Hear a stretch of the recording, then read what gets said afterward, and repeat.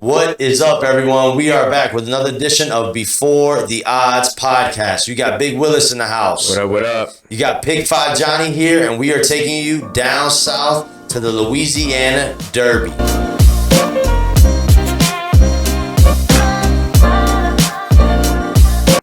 Absolutely, man. This is when the prep races start getting real good. You got the Louisiana Derby coming up.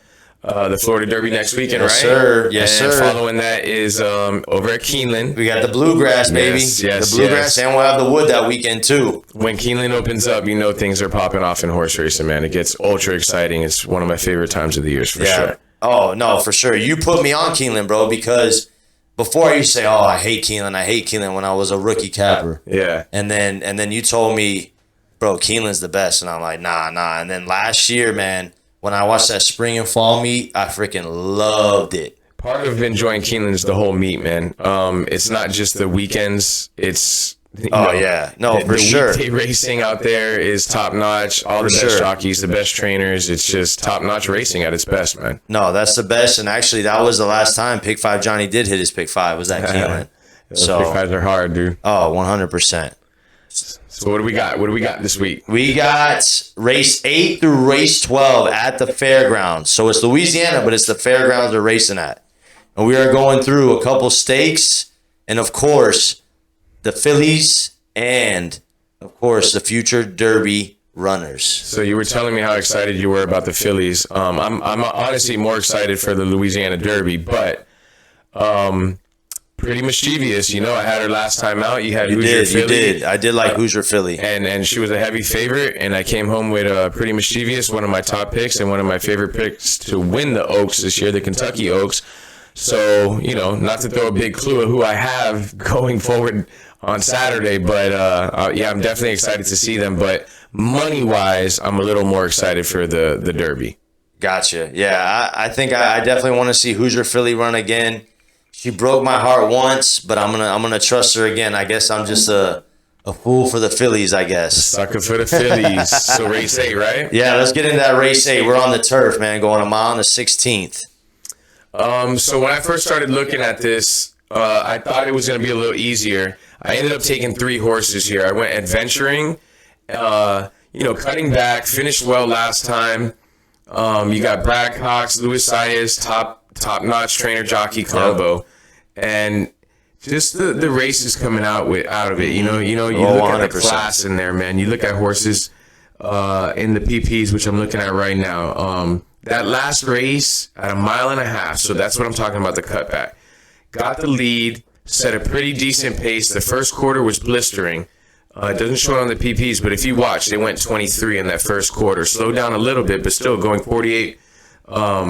Going 48 and then 113 for the 6 furlongs is quick. And that horse held on to get ran down by 2 favorites and didn't break well.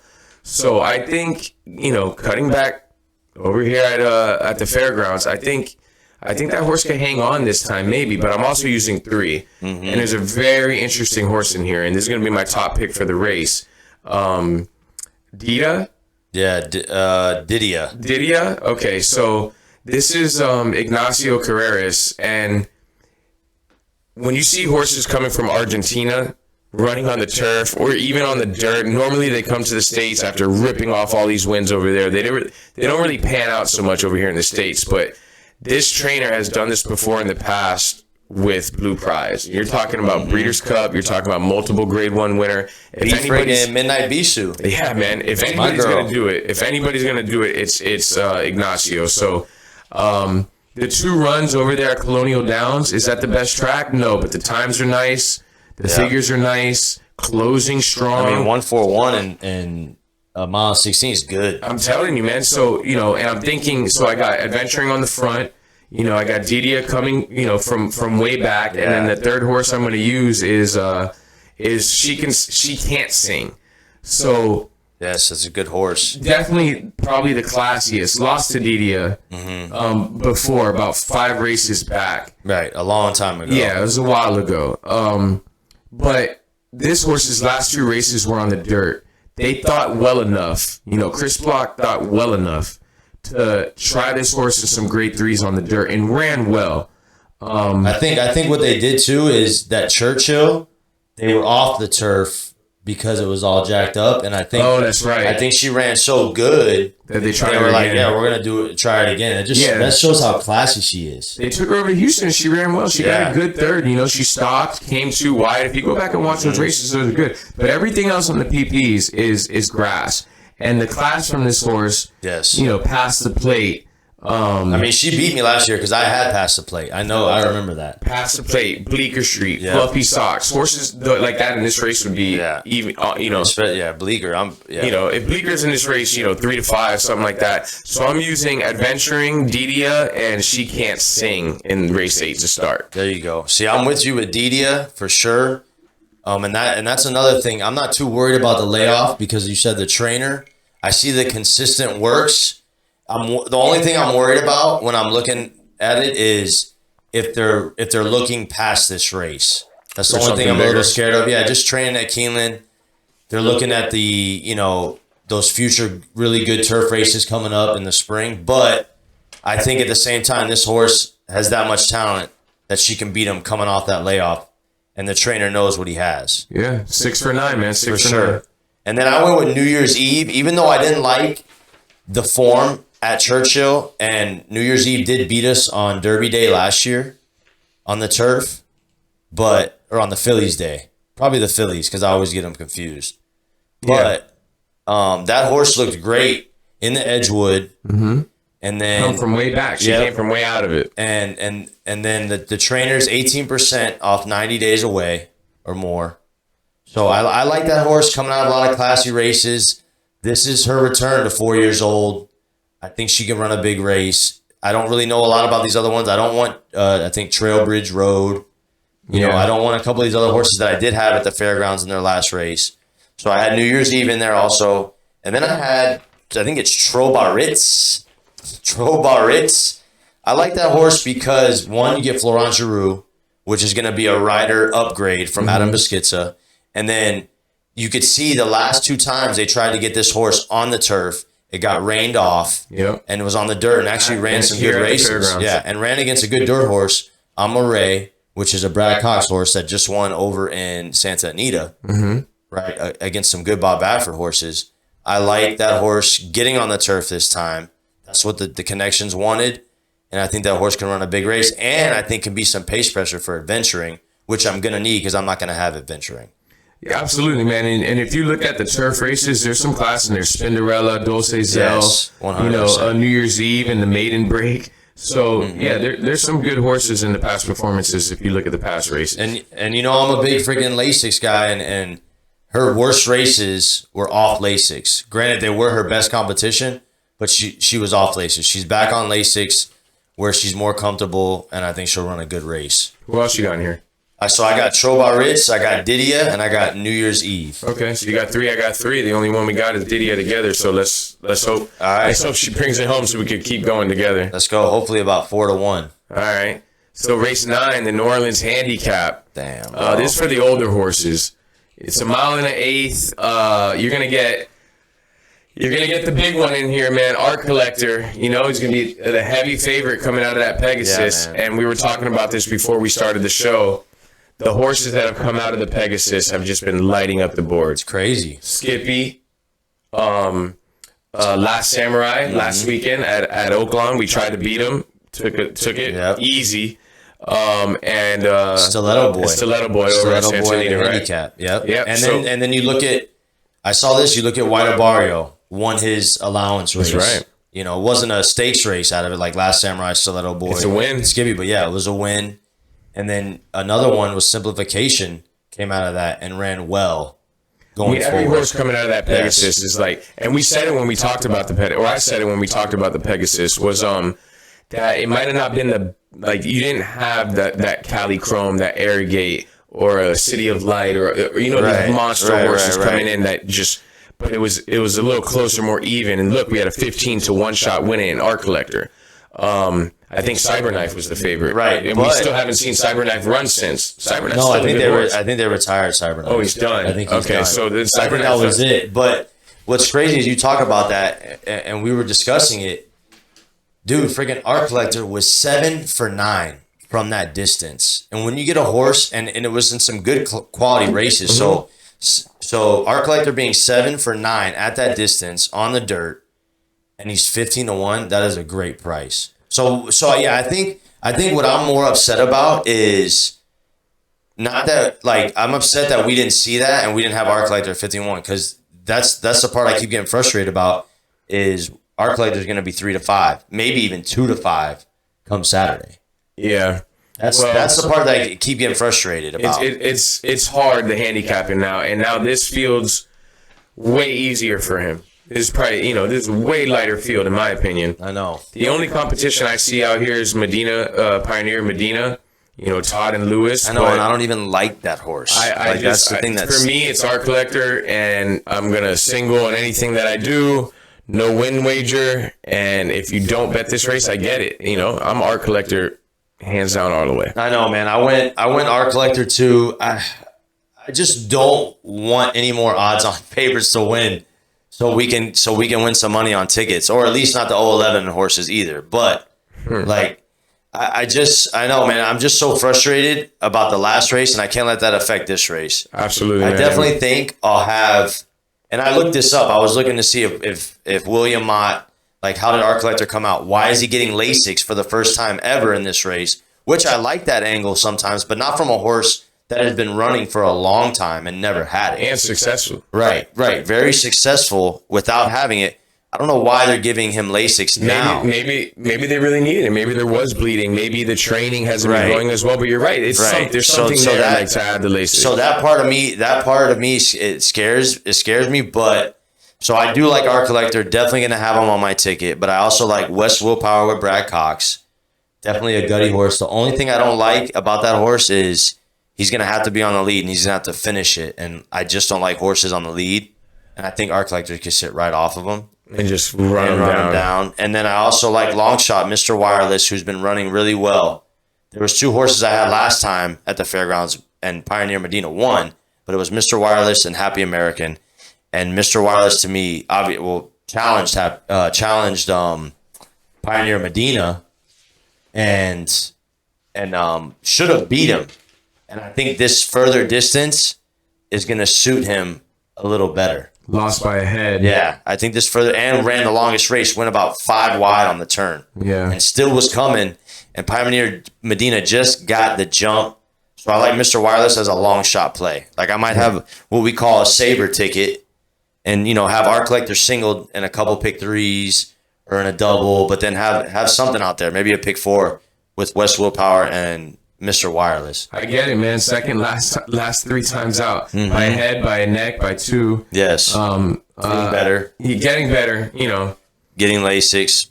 You're allowed Lasix in this race. Yeah. But I get it. I think Art Collector's just, head over heels. It's searching for a price because I can't, how many times have we took an odds on and they lose? It's frustrating. And I don't think it'll happen here. I think Art Collector is by far the best horse in this field, bar none. Maybe one of the best horses running. And one of the hottest dirt trainers, one of the hottest trainers, period, in William Mott. Mm-hmm. So, it's definitely, for me, it's Art Collector on top, and then West Willpower. And then my long shot is Mr. Wireless. Definitely Art Collector is my favorite pick here. If you're that exotic player, go ahead and run that exacta. Throw Art Collector on top with West Willpower and Art Collector and keep the other 2. Yeah, I don't have anything like that for you guys. I like that. I'm just straight trying to get to the next race in this. Otherwise, I really wouldn't play anything here. But okay, I like it, man. Okay.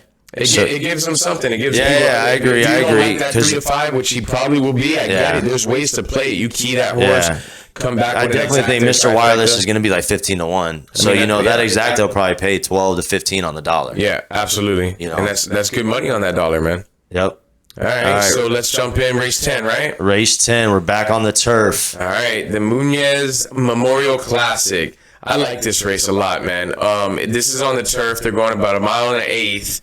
And we're getting later in the day here, but the weather's supposed to be good. Perfect. All week. I love it. I hate getting these muddy tracks, turfs off, all that stuff. We're good at the fairgrounds this weekend. Yep. So I got 2 horses here. When I originally looked at this, I was 2 Emmys all the way. Like, what just in my head, I looked at it really quick. You told me what we're doing. Horse for course. 2 Emmys all the way. Last time out, I won here last time out, and I ended up using Gentle Soul last time with 2 Emmys, and I was ultra upset that I even added Gentle Soul. Yeah, we talked about because that. the race before, Gentle Soul ran down 2 Emmys. Yes. And now here we But come I mean, back. that pace, the pace was a lot different. It's different. And then 2 Emmys jumped on the lead. Yep. Went gate to wire, won here last out. But I don't know if it's going to be as easy. 2 Emmys hasn't seen a horse like a Tone in a long time. Yeah. Now, what worries me about a Tone, and I looked at this, is who rode a Tone at Gulfstream I ride. and who's riding here. Luis. Yeah. That to me, that worries me a little bit, just because It's the first time Luis has jumped on board too. right. Well, you're getting the best jockey at the track. Yeah, and I mean, you're getting Lasix again too. So Yeah. And we're talking about Pegasus Day with our collector. Well, Tone was there on Pegasus Day on the Pegasus turf. and Smoke And smoked the field. Literally looked amazing. Flying at the end. did something for the first time, really, like, because everybody thought a Tone was a gate to wire horse, Yeah. and then after that win at Aqueduct, but that horse sat off the pace for the first time, and of course came with Irad, and Irad really knows how to time everything Irad up just knows perfect. how to win, man. Yeah. Dirt, turf, whatever it is. But if you talk to people, a lot of people might argue that LOUISIANA is one of the best jockeys in America, which he is, but they'll argue that he's better than Irad. I don't think so. No, I'm just saying. I don't think so. If I could pick right now, it'd be Irad on this horse, but you don't. But you get Lewis, sure. and I'm okay with that. So you got Mike Maker. I think you said it a couple times. Money Mike. If you look straight at the form right now, the PPs don't do justice for this horse. They No. really don't. He was in a race over his head, that turf mile at Keeneland, too short for this horse. Yes. We're back at a mile and an eighth. All those mile races are too short. I truly believe this horse wants this distance. Won his last 2, and a Tone almost was a single for me, but I can really see 2 Emmys. 2 Emmys. Just loves the fairgrounds. Loves it and loves Lasix. 4 wins, 4 seconds. Lasix. Lasix is a big thing for that horse. If this horse gets on an easy lead like that, and when they turn for home, you guys watch. If you're watching fairgrounds, when they turn for home, 2 Emmys going to be on the rail and then pull off in the stretch. Yeah. And go wide Right. and get that good turf. Yeah. Watch those fairgrounds replays. They come wide and they get that good turf. 2 Emmys going to have the first shot at that. And a Tone's going to be a little wider, and maybe hopefully sitting a little close. I don't want a Tone coming from dead last or way out of it, but I don't want any type of pressure pushing those two, because Right. if they're battling for the lead, I don't want either one. I like 2 Emmys and a Tone, and I think a Tone runs down 2 Emmys, and I know they're both not going to be good odds, even though we're before the odds. I can't see it, but No, yeah. Come I on. just know I'm not getting anything they're going to special be the there. top 2. Yeah, I think 2 Emmys at any other track would be, 5, 6 to 1. But I think at the fairgrounds, a fan favorite, a horse for course, definitely going to be 2 to 1. And I can see a Tone being, 8 to 5. Yeah, And those being I 1, hope 2. a Tone's 8 to 5. Yeah, and then I also, I'm not going to bore you guys because we just talked about 2 Emmys and a Tone, because those are the 2 horses I have. But then I also have a little bit of a longer shot, second off the layoff. One of my favorite on the turf is another mystery. I like Chris Block. I like Flavion Pratt getting the ride on the turf. Down at the fairgrounds. The horse is getting Lasix again. I like that. Came second to some good horses who have run good races. Red King being one of them. And I like that horse. I like the run that she can make. A little bit of an older horse, but out of Temple City. I think I just like that horse at a price. So I'm definitely gonna have all 3 of those and whatever I decide to do. And that could be another one for me, Exacta. Because I think it would pay good either way. Yeah, no, I see it, man. I see what you're talking about. But And it's a little bit of do you a. remember Temple City? Of course not. I wasn't in my. Temple City was one of my favorite horses to watch. So look, if you look at the last speed figures out, that's the highest. Right. And stuff like that, I look at and I try not to buy into these speed figures. No, you got the it's Buyer, hard. You got the can't. Brisnet. Yeah. You buy into all that, but when I see that and it's a significant jump, it's 104 on on the DRF, man. So it's like, God, you know, like, what do you do right there? Sure. But, so I see what you're looking at, but if I'm using a tone and I'm using 2 Emmys, you just can't, you know. But I get what you see. I see the same thing. Sure. I mean, Gott was finished off the board against 2 Emmys last year in this race. Yeah. So I mean, you know, but that was with Jared Loveberry, which I got no problem with that jockey, but. You know, the time was 49. Yeah, if the pace quickens here, I like another mystery to catch him at the end. If the pace isn't too quick, then it's just a tone and 2 Emmys. It's whoever has the most at the end, honestly. What are the odds on mystery? Probably another mystery's got to be 10-1. I think more. Really? Yeah. You think those two will just take all the money? I think 2 Emmys. Well, Tiz the Bomb's going to take money, too. Tiz the Bomb will take money. Tiz the Bomb eats money every race. That horse just takes money, right? All the time. Read out some odds on Tiz the Bombs. If I go to or not the odds, but yeah, read them out. I mean, here was 3-1, 2-1, 5-1. The only one, the least odds, the best odds was the Derby. Everything else 1-1, 1-1, 4-1. When's the last time that horse won? Last time was the Jeff Ruby last year. The Jeff Ruby Stakes, and that horse stays being top 1 to 3 choices in every race. For sure. Especially because you go back and in the Breeders' Cup Juvenile, finished second to Modern Games, who actually came back to win big time in the Breeders this past year. Tiz the Bomb burned me twice. I'll never use that horse again, and I hope. Yeah, all you're gonna have. I hope I just didn't hand the race to Tiz the Bomb right now. Because I just it's first time Lasix, which is this is the only time where I'd be like okay with it. He hasn't had it his whole career, but he's kind of in a funk. He's coming off a big layoff, so he might improve. It's Kenneth McPeak. It's Brian Hernandez. I love Kenneth McPeak.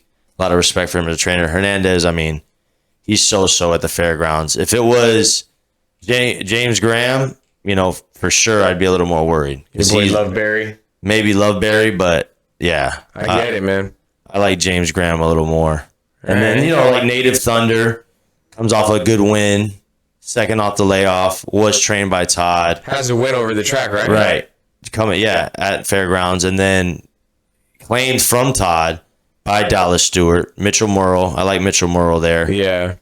So that's just that horse. You're asking a lot. Just saying, and just saying other horses that are taking money. Yeah. But for me, I got a tone 2 Emmys. That's 1-2. Might be an exacta, and then another mystery for my long shot. If you've been watching and you take our picks, a lot of the times we don't play exactas, trifectas, and stuff like that. And honestly, after you do your recap and we start talking, I'm like, maybe we should. Oh, 100%. You've hit a couple that paid out nice. So if that's your style, or if you're really not sure, man, play that exacta. They're cheap. You can play for $1. You can play a 50-cent pick or 50-cent trifecta. They're cheap. They're cheap bets, and they've been hitting lately, and they've been paying well. Well, you could look. I mean, we got the top 2 in here. Those are our favorites. And if you're not sure on how to bet, check out Horse Racing 101 with Pick 5 Johnny. 100%. He'll show you how to make those bets. Yep. All right, so let's go the 2 big races. Fairground Oaks, baby. You got the Oaks right here. They're going a mile and a 16th. This is for the girls. This is for the ladies, baby. All right, this is for the ladies, Johnny. 3-year-old fillies. So when you first look at it, most people are going to think it's a 2-horse race. You got Who's Your Filly, who you liked last time out, and you got my girl, Pretty Mischievous. Yep. They were in the Rachel Alexander, and they, Pretty Mischievous took it home, and that was the prep race for this. Doesn't mean she's going to do it again. Fairgrounds is a tough track. I'm going to run it back with Pretty Mischievous. I like that horse a lot. It's probably... I haven't put out any top Oaks picks or anything like that, but she's definitely in my top 3. I like Pretty Mischievous a lot. Brandon Walsh got himself a good one right here. But the reason I took Pretty Mischievous in the Rachel Alexandra has a lot to do with the horse Alice Look. And this is the horse on the inside of Who's Your Filly. So Alice Look put Chop Chop to the test, and Chop Chop was Brad Cox, which is, the same trainer as the Alice Look. Louis is back aboard. Really put Chop Chop to the test. Lost to Pretty Mischievous, and I watched those races over and over and over and over. One of the reasons I really like her is her maiden race, gate to wire here at the fairgrounds. This horse is stable here, trains here, looks good. It's Brad Cox. Not your best bred horse. It sucks because there's not a lot of horses in this race. I'm Pretty Mischievous all the way. Brandon Walsh out of Into Mischief. Brian Hernandez, back aboard, because last time out was Tyler Gaffleon. I think it's Pretty Mischievous all the way. And if I'm going to do a pick 4 or 5, I'm throwing in Alice Look. If I'm running a double or a win wager, it's Pretty Mischievous. That's it. Don't try to add another horse into your double. Both of the horses that I know you like, Who's Your Filly. Yep. You can't, in a double or an exacta or something like that, you got to key them or single them. But in a pick 4, if you're looking like me where I'm singling our collector, or maybe I might just take one horse early in the race, maybe here's where you don't add another horse and you spread in the Derby. You know what I mean? Right. For sure. Yeah. So. No, for sure. If I'm running a pick 4 here, I mean, it's almost, I don't know if I will or not. I don't know if I definitely don't trust Who's Your Filly enough, I think, but I don't know. Maybe we'll see when it comes to Friday and best bets come out. But yeah, I'm going Who's Your Filly. I'm running it back. I'm banking on Tom Amos having her ready, Edgar Morales hopping back on, and the horse coming second off the layoff. And that was just an inconsistent start for her. I'm honestly interested to see, like, going forward, a lot of these 3-year-old fillies, like Wonder Wheel, like Who's Your Filly, that didn't have They're not a living good up to showing. what they did. Right. Yeah. They're not living up to what they did in their 2-year-old season. How they do second off the layoff. Yeah. If Who's Your Filly lays a dud here, I got to let her go. She definitely won't be on my top 5. If Pretty Mischievous wins this race, she'll probably stay the same or maybe get a little higher, but she's not going to pass Wet Paint until Wet Paint runs a dud on a dry surface. Yeah. So, I mean, yeah, for me, it's Who's Your Filly in this race. I don't really like Alice Look. That's how you say it. It's not Ali's Look. I think I said the Ali's Look before. It's the Alice Look. The Alice Look. Not a huge fan. And then, but you're right. I'm looking at her PPs now, and I'm looking at her form. I mean, she's pretty good. She's not bad, man. I'm She's telling not you, bad. if you really watch those races, she put Chop Chop was supposed to be one of Brad Cox's. Yeah, no, I will say top fillies. But that's why I bumped off her, because Chop Chop ran on turf last time. Yeah, I mean, That Chop Chop horse- isn't who we thought. Right. But she also put Pretty Mischievous to the test too. Now, Pretty Mischievous put her away. Right. But in the 3-year-old season, these horses keep getting better. Right. It's not like they're 4 or 5, and you know that. It's not like they're 4 or 5 and they are who they are. Right. The point of the 3-year-old season is because they improve, and you hope they peak on the first Friday and the first Saturday of May. Right. That's the goal of these trainers. Right. So, he's setting her up, and he's putting her in here against some really good horses. He's running her back, and he skipped the Rachel Alexander. Yeah. And went from that good race against Pretty Mischievous, skipped the Rachel Alexander, won his race, built her some confidence, sitting off the pace. I like it. And I screwed up when I was just talking. I was like, if you're going to run your pick 4, you would leave her out. But because I'm thinking of Instant Coffee and how many people are going to single Instant Coffee. Yeah, for sure. So I'm doing things different. Yeah. Like I'm not doing that. But that's a horse. If you're going to single in the next race, and you got a Tone, or you got 2 Emmys in their favorites, and you got Art Collector and it's a favorite. So you got a single and Art Collector. You got a single or 2 horses and a Tone and 2 Emmys. Mm-hmm. Pretty Mischievous or Who's Your Filly, or don't take either one of them. If you're not taking either one, you better have the Alice Look on your ticket. If you're not using either, right? If you're not using Who's Your, she's going to be a decent price. She's going to be 5 to 1, 6 to 1, maybe more. I don't know. She ran at the because of how bad. So they all raced at Fairgrounds last time. I think Pretty Mischievous will take the favorite. This is where I haven't been that great at predicting these things, but I don't know. The Alice Look, I think because running good at Fairgrounds last time out, I mean being stabled there, I think might give her a little bit of that home track play. She might be 3 to 1. I think it could be Pretty Mischievous. Well, then we're gonna get better odds on the horses we like. No, like she'll be 3 to 1. Hoosier will be 2 to 1, and Pretty will be 1 to 1. Okay, like that's what I'm thinking. I'm thinking it's that, and then like the other horses, like South. Well, we got some time because we did this pretty quick. So let's keep going with this one. So you have Southland, right? That horse is going to get the lead. Norm Cassie's horse, right? Mm-hmm. That horse is going to get the lead from the inside rail. They don't want to get trapped. They won last time out by 8, getting the lead. On Lasix, unfortunately. Yeah, but they're going to go. They're going to go. Sitting just off of that is either Pretty Mischievous, right? Yeah. Or the Alice Look. Am I right? Mm-hmm. Okay. So they're going to be sitting just off that horse. When they turn for home in that long stretch, it's Pretty Mischievous and Alice Look on the first jump, and here's going to be coming Hoosier Philly. If Hoosier Philly is what they paid for and that Triple Crown nomination, she should run them all down. Right? She should run them all down. Because I think it's going to be a pretty decent pace. Scary is South Lawn on the lead.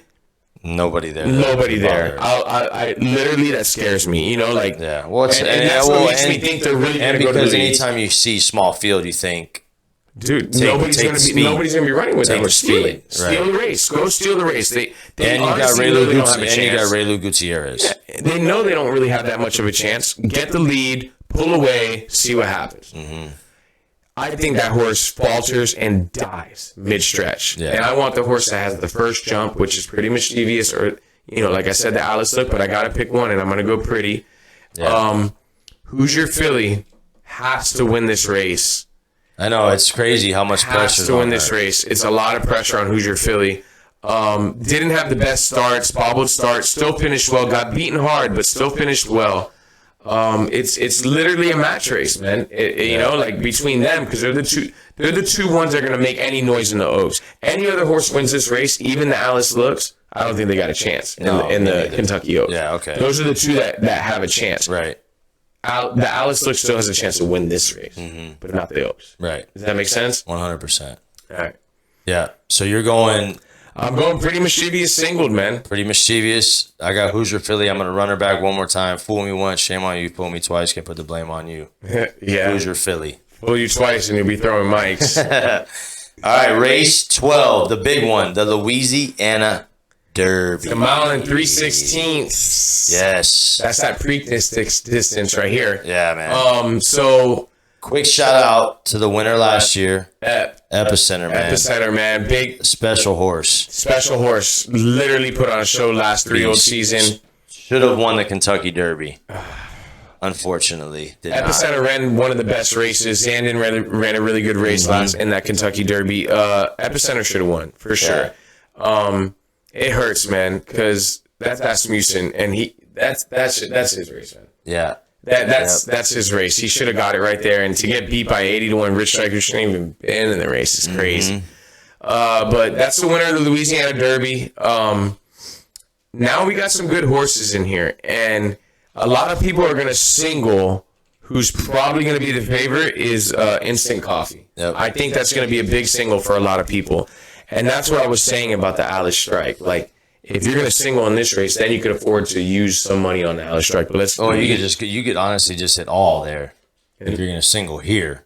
Oh yeah, 5 horses. Yeah. You know and this is a tougher field than it looks. Instant Coffee's coming off a little bit of a layoff. You know, ran in the LeComp, won easy. It's in January. You know, so you got about a month off. But this horse looks good, man. Instant Coffee to me is Brad Cox's top 3-year-old. He doesn't have the Todd Pletcher every other race. He doesn't have Forte. Yeah. He doesn't have Tappet Trice. He doesn't have the horse in this race, King's Barn. Right. Cox's 3-year-old Colts, you know, this is his gold. You know, this is his ticket to the Derby right here. Yeah. And it's a really good horse. Won the one over at Churchill already. Yeah, the only bad, like, the one I so he surprised me in the LeComp. Like, that, obviously, if you look at the speed figures, his LeComp speed figures shot up. That Churchill race, a lot of people didn't like Instant Coffee, and I was on that same path because Instant Coffee, they ran slower than Hoosier Philly. Yeah, okay. Yeah, they went a minute 45. It's honestly none of his times are impressive. No, so nothing this horse has done time wise is impressive. Right, but he keeps winning. And Louis is back aboard. His only loss is to Forte, who is your Derby favorite right now, your Kentucky Derby favorite. His only loss is to Forte, and he won he's going to be the favorite going into the Florida Derby. And that Breeders' Cup Juvenile is a little more impressive than the Phillies Breeders' Cup Juvenile because you had Forte, you had Loggins, who we haven't seen, but then you had Red Route 1. There's no doubt that Forte, now that Arabian Night is done, there's no doubt that Forte is the best 3-year-old right now leading into the Derby. Oh, 100%. And that's the only horse that Instant Coffee's lost to. This is Brad Cox's top horse. With that said, I still can't trust him, man. I got the breeding in this race from these horses is impeccable. You have a horse. So you have Todd Pletcher and Flavion Pratt. Won by 7 lengths last time out at Tampa, and we were there in King's Barn. That horse put on a show. $800,000 horse out of Uncle Mo. Lady Tappet out of Tappet. The breeding of that horse, impeccable. Disarm, the breeding of this horse, out of Gunrunner. Easy Tap out of Tappet. Joel Rosario, Steve Asmussen. Those are my 3. I'm using 3, so I'm singling in the race before. I'm using those 3. Disarm, I watched Disarm run his first race at Churchill Downs at 5.5, way too short for this horse. Obviously wants more. Goes in that maiden race and literally blew them out of. The breeding was like this. Granted, nothing's come out of that race. Right. But Disarm did it the way you should. Won by 6.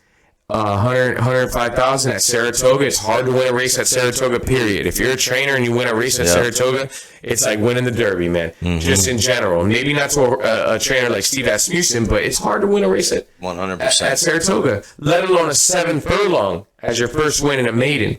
And those were well-bred horses. Then the horse takes some time off. Go over to Oakland and $100,000 optional, and let me down. First time laces, let me down, and as the favorite, got beat by a horse that isn't going to make a lot of noise. I'm ready for this horse to bounce back. Steve Asmussen, great trainer. Joel is on board for the first time. He went and called Joel. Joel's here for this race. Yeah. Joel's here for this race. For sure. I think this is Steve Asmussen's Instant Coffee without the form. I really do, man. So I'm using Instant Coffee, Disarm, and King's Barn. Some people are going to use more. Tappet's Conquest. Me. That's me. I don't see anything else in this field right here. Yeah. I really don't. Chase Road, another Brad Cox. He's got 3 in here. Yep. Kent DeSormo has one in here. I think he won this race with Exaggerator. Kent DeSormo is like, he pops up and goes, pops up and goes. Steve Asmussen has another one in here. Curly Jack doesn't mean a lot to me. I'm using 3. Instant Coffee, Disarm, and King's Barn, and I think that's really all you need for this Derby race, man. But I know you got more, and you got a strong opinion. Gotta have more. I'm going back to my boy Tom Amos. Again, Gotta go with Curly Jack, second off the layoff. Has run some good races. So we're drawing a line through that last race. Oh yeah, okay, for sure.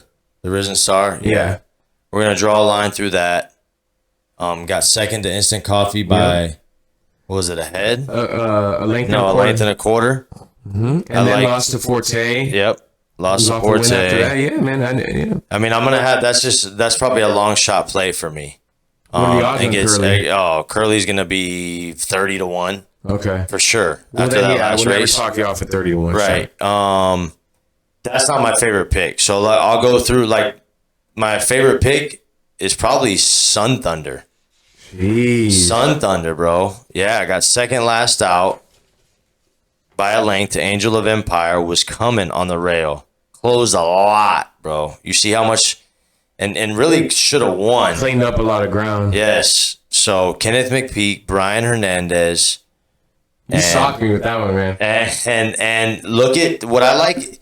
What I like to look at, especially learning more and more, is last time out got a fast track, ran a really good race. Yeah. The time before that, a sloppy track, didn't run a good race. Time before that, against Arabian Night. Right. And then right, exactly. But just in the slop that day, it was disgusting. And the time before that, went a mile. Closed distance and won. Now it was on Lasix, so that definitely doesn't get me too excited. But running the last 2 races off Lasix and running a good race that last time out, I'm not afraid to take it. And then the maiden race was around 1 turn. That horse wants nothing to do with 1 turn. Went to 2 turns, broke the maiden by 6. So I just like the way that horse closes. If there's a pace of any kind, which of course can happen in these 3-year-old races, this horse can come running and get them all.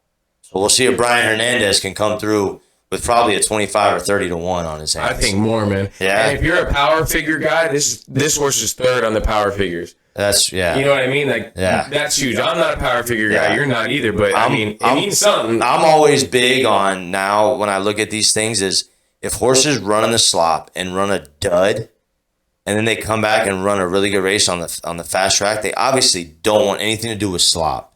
This track is going to be fast. So I'm just hoping You think they're going to go fast early?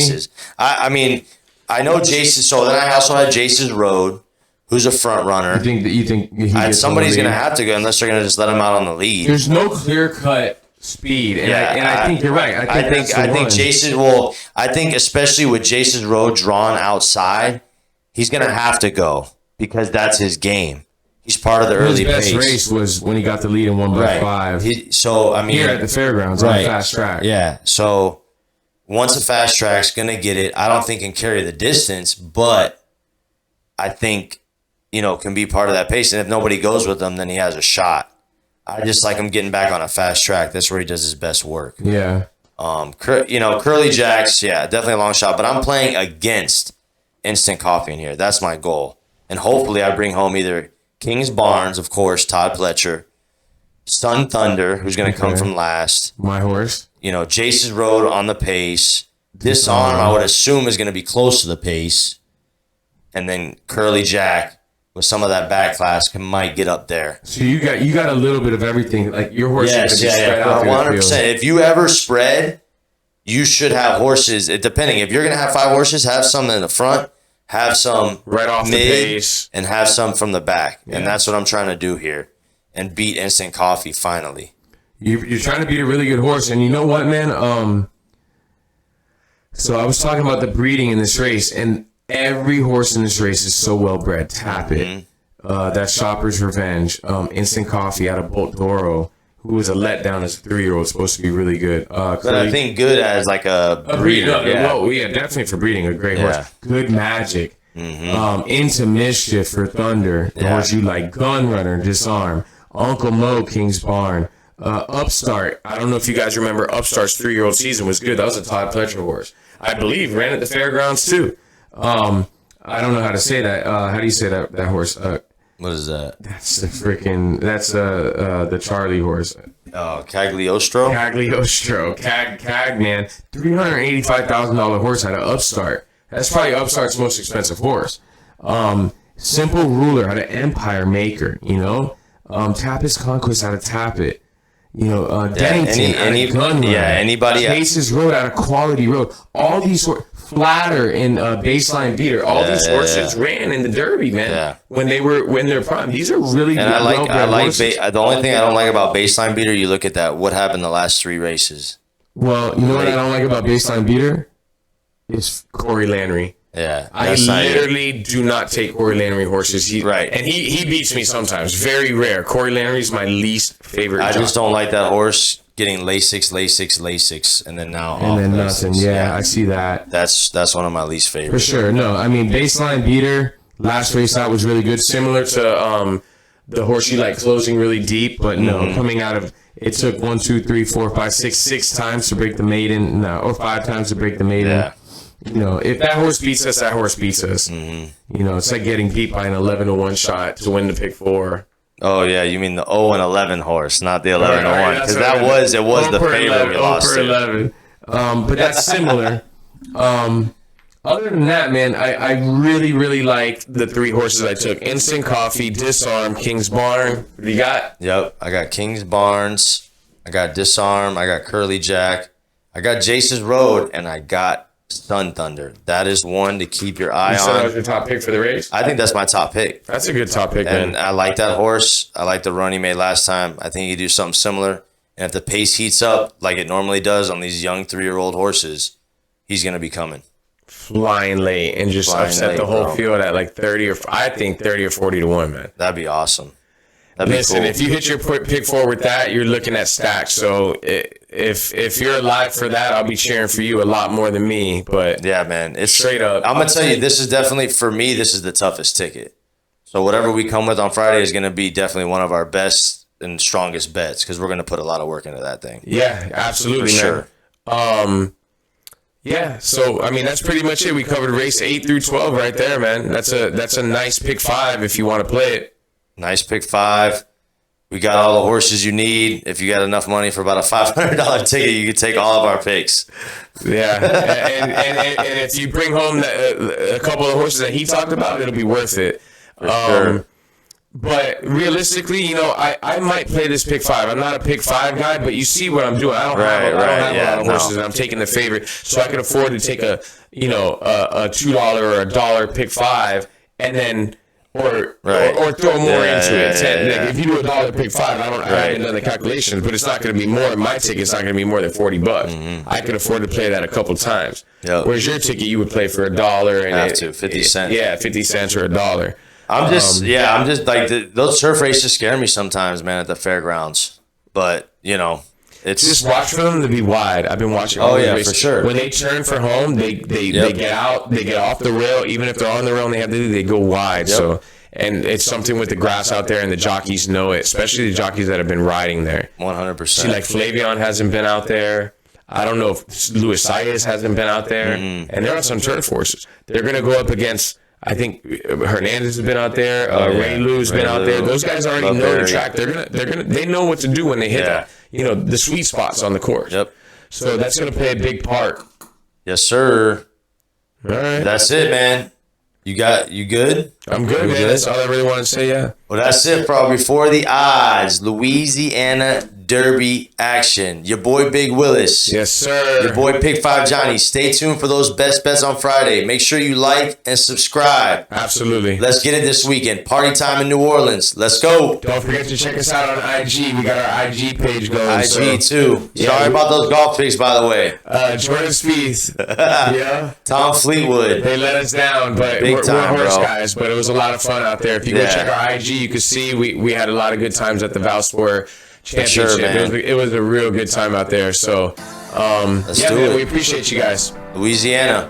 Peace out. Let's go.